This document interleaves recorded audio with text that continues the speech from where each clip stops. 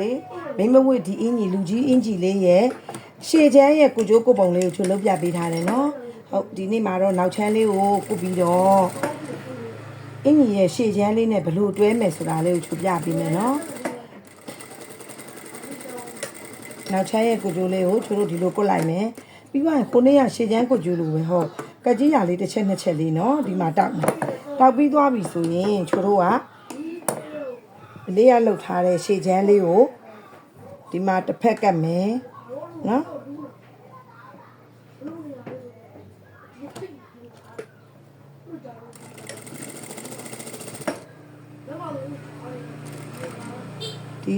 ဒီနောက်ချမ်းလေးရဲ့တဲကိုဒီရှေ့ချမ်းကလေးကိုထည့်မယ်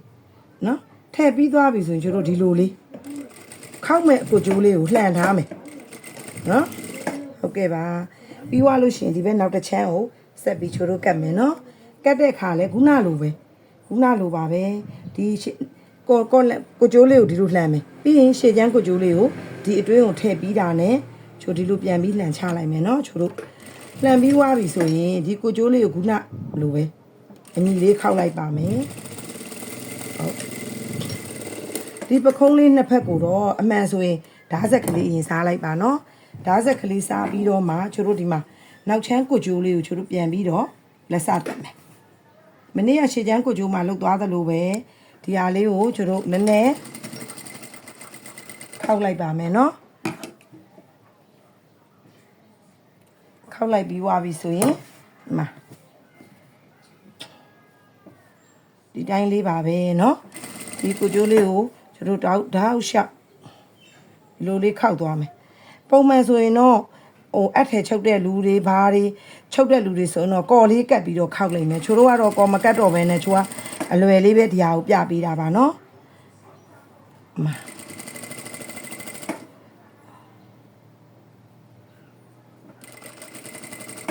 ဟုတ်ကဲ့ဒီမှာဆိုရင်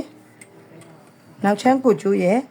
ကုတ်ပုံလေးပြီးသွားပါပြီเนาะပြီးပြီဆိုလို့ရှိရင်တော့ချိုးတို့ကဒီမှာဒီအင်ကြီးလေးကိုဒီမှာရှေ့ချမ်းလေးရဲ့နောက်ချမ်းလေးရဲ့ကိုချိုးတို့တွဲပြီးသွားပါပြီလက်လေးတက်ပြီးတော့ဒီမှာ